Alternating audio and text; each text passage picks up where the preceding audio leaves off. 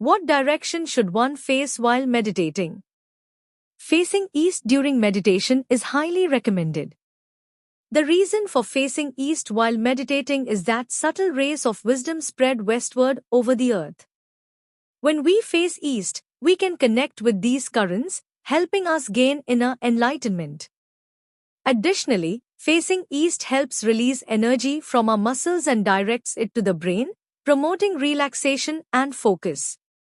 This is interesting because facing west does not provide the same benefits and might even have the opposite effect. In short, the Earth's electromagnetic field affects our own energy flow differently depending on which direction we face.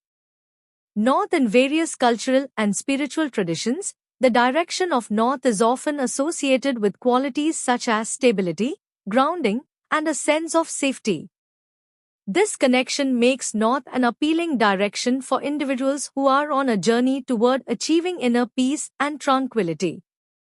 By orienting oneself toward north, practitioners may find it easier to cultivate a meditative state, as this direction is thought to resonate with the Earth's magnetic field.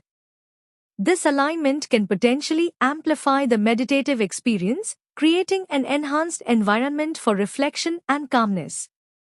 Facing north can thus serve as a symbolic gesture that promotes stillness and focus, inviting a deeper connection with both oneself and the surrounding world.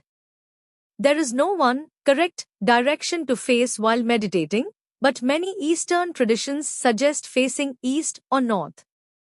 The northeast corner is especially seen as a powerful spot for spiritual energy.